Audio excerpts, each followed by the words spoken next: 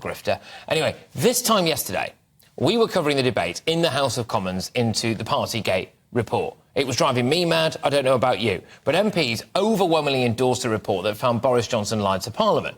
He will now be denied special access to Parliament, usually granted to former MPs, let alone a former Prime Minister. But I am asking today, was this a good use of House of Commons time? Or have they got more important things that they should have been talking about?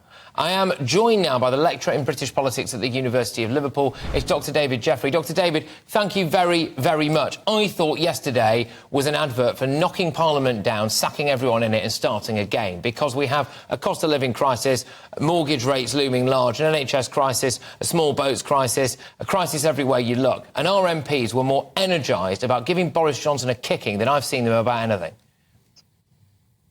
Yeah, look, I can understand why people would feel like that, but it was an important vote, rather, about whether people who mislead the House of Commons should be allowed to get away with it scot-free. And if Boris Johnson really was as secure as he thought he was in his position, he wouldn't have resigned. So I think you're right. There's a lot of time and a lot of column inches that have been spent on this issue, and now the issue's been put to bed. MPs should be focusing on the more important issues. But this is the thing, is it? Because we're going to have an inquiry into the inquiry. And this is the problem. We're now going to end up having an inquiry into the people who dared to criticise the inquiry. I am also joined, I believe, a bit of a late show, but we'll go to him as well. I'll come back to you, David, there. Barrister and writer Stephen Barrett, lecturer in British politics. Barrister and writer Stephen Barrett, I should say. Yes, there we go.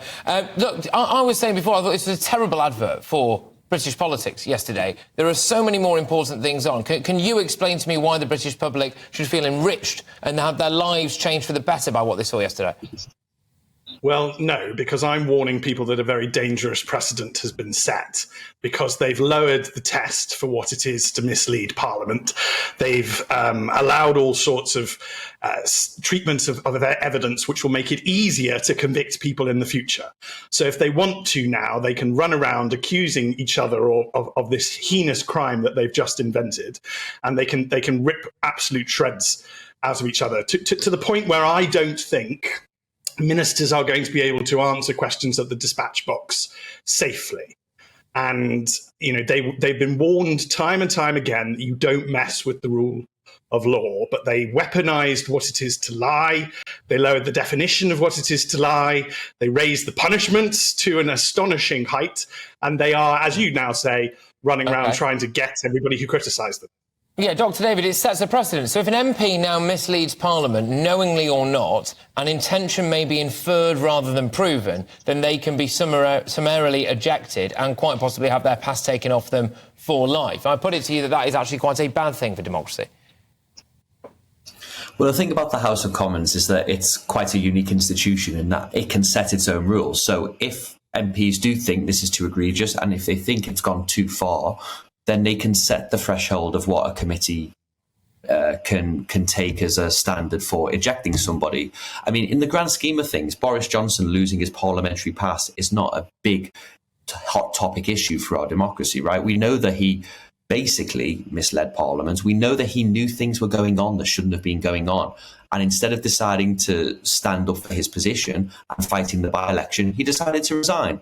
All of these things are fairly happened over the last few weeks. And there's a lot of Tories, like myself, right, who like Boris and who voted for him in 2019 and who supported him in the general election, who feel bitterly disappointed with the way that he's carried on.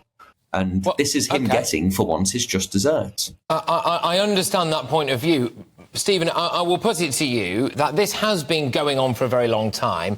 If Boris Johnson was that way inclined, what he could have done was say, I am being hounded to within an inch of my life and my mental health is in the toilet. Please, can you stop it? And everyone would have had to have respected that, because I have never seen anybody be bullied in the press to the extent that Boris Johnson has over the past year and a half. It is absolutely obscene. If anyone, it makes what happened to Philip Schofield look like child's play, what's been going on with Boris Johnson, right? And I just can't help but feel like the young single mum in a council house who's been waiting 6 months for a hernia operation will have been looking at what was happening in Parliament yesterday and thinking if you had even the tiniest bit of energy to help me out, you would not have spent a whole day congratulating each other, hiding your own personal scandals in the closet somewhere, saying, oh, look, gee, we got the nasty Trump light out of Parliament, Stephen. Well, I mean, the history of show trials is that they start off quite reasonable. Some people will point out that they shouldn't be happening. I like to think like me. And then other people will say, oh, this can only happen once. Don't worry, it's this individual. So you've really got to focus on the next one.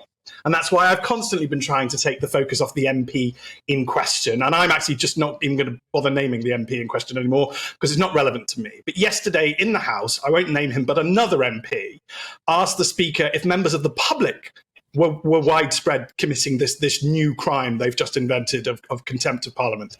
Are they going to try and take this outside of the House of Commons? I mean, David's quite right.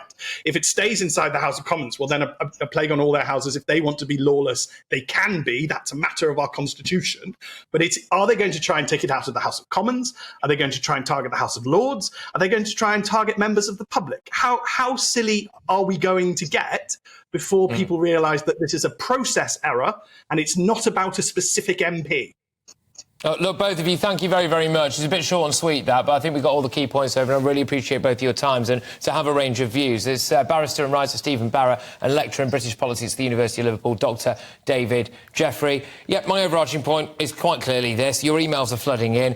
I'll go to those very, very shortly. gbviews@gbnews.com. Just one quick one. Yesterday was a total disgrace. The world must think we're all nutcases if this is the way that we are carrying on. Old scores being settled, and that's from Leslie. What we saw in Parliament yesterday was the culmination of a massive anti-Boris Johnson campaign, and I can understand that many people think that he deserved everything he got. Yeah, fine, but what did the taxpayer get out of it? What did we gain as a country yesterday?